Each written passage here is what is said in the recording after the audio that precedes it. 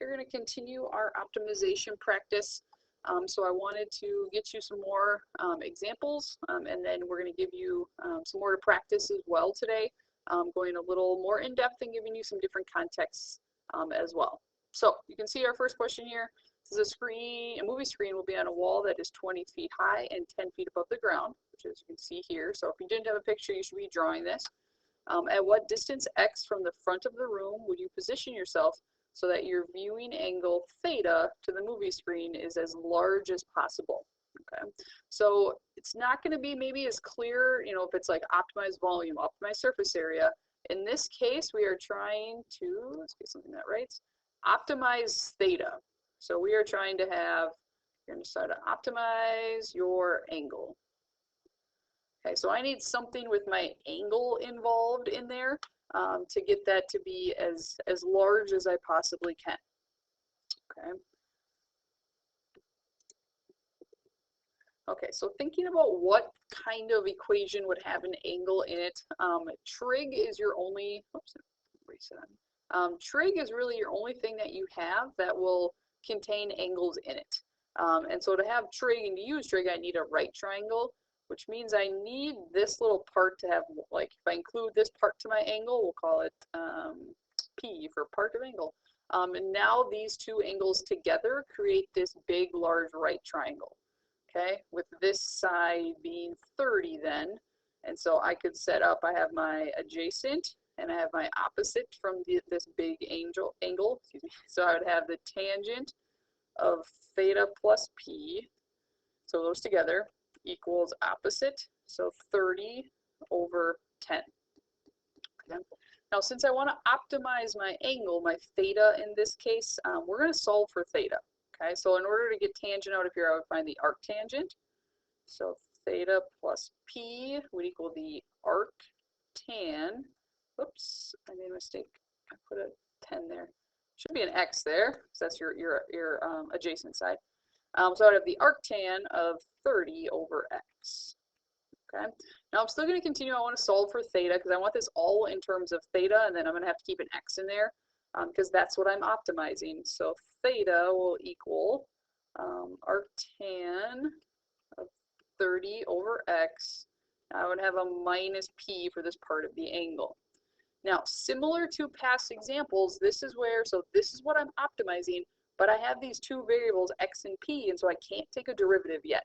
And so I need to, you know, either it gives you a substitution equation. In this case, I can use this triangle to relate what P is.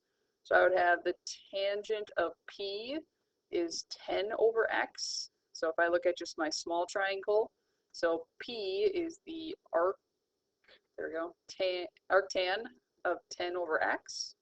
And I can substitute that in. So now my theta equals arctan 30 over X minus the arctan of 10 over X. Now that I have just that X as my independent variable, now I can take a derivative. So now I'm going to have theta prime. Okay, derivative of arctan is 1 over 1 plus X squared, but in this case your X is 30 over X squared. Okay? You also have a chain rule. So really this is 30x to the negative second. So when I power out, I'd get a negative 30, and then I'd have x to the negative second. I'm just going to put it over x squared to make things a little bit easier. And then I'm going to run out of room here, but we'll say minus, so again, derivative of arctan is 1 over 1 plus x squared. So I'd have a 10 over x squared times the derivative of that thing. So again, this x is to the negative power, so I power out. When I power down, I'd have a negative power, so I'm just going to put it in the denominator. Okay, I'm going to scroll down here so we can actually write this out. So now I'm going to set that equal to 0. So I'm going to have 0 equals, just to do a little bit of simplifying, I'd have negative 30 x squared 1 plus 30 squared over x squared. And the only reason I'm doing this is to make it easier on myself typing it into my calculator, because we're going to graph this. You could make it even easier by distributing Whoops, let's distribute that squared. So I don't want to, let's see here. There we go. By distributing this x squared in the denominators, because it would cancel out there. So however you want to do that, that's fine. So when you graph this, I graphed it in my calculator, you get x equals, it crosses twice, plus or minus, just kidding, there's not a square root, 17.3205, which rounding to 3 decimals, 17.321. Now, I'm not going to use the -1 because I want the, it's a rectangle, so you need, or I'm sorry, it's a triangle, so you need the positive lengths. Okay, I get an answer, but then I go back and I say, okay, what does it want? It wants to know at what distance x from the front would you position yourself to have the last possible largest? Okay, this is your answer then, because it's distance from the front, which is x, and so this would be your answer then. Okay, so just kind of looking back over this, the process is the exact same. The only thing is you had, and you had some examples like this before, where your substitution or constraint equation came from a visual versus from another thing given in your formula. So saying the volume is this, the surface area is this, the perimeter is this. It's a little more generic. Okay. All right, let's talk about one more.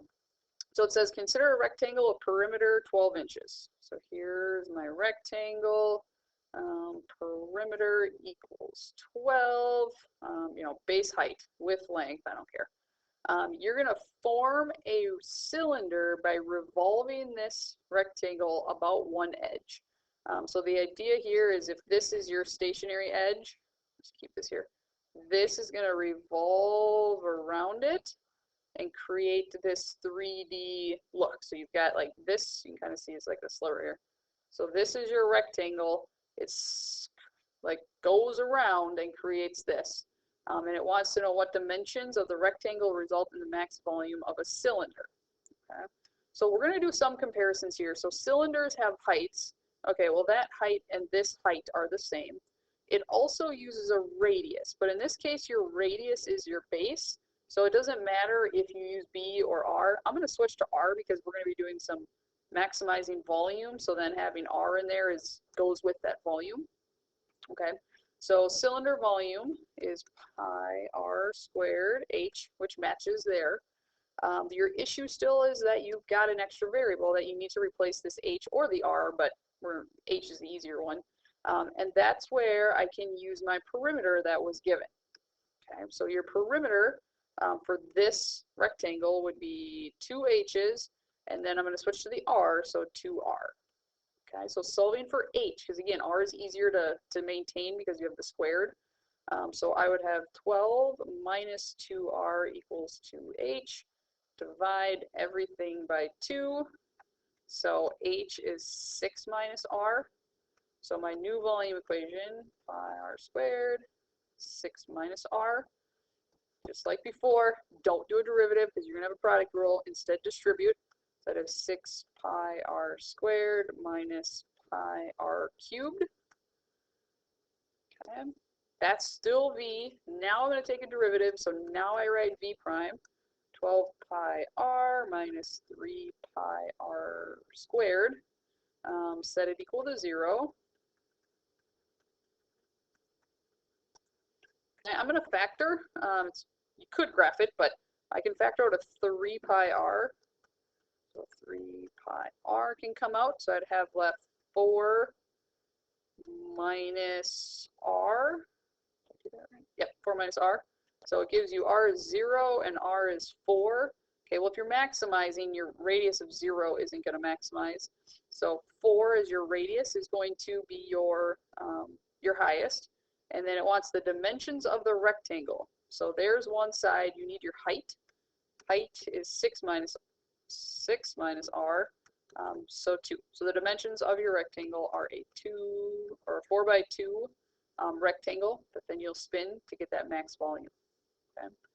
All right, you have an optimization packet that is linked here in Canvas to start.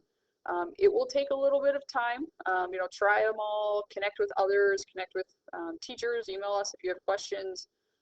But this is going to be worked on, little bits here and there, because it is a little bit longer of an assignment, but it's good repetition for getting these steps that you've seen, 3 different days now you had on your quiz. But we need to kind of keep doing these so that we can feel comfortable with your optimization problems. Good luck, and thank you for watching.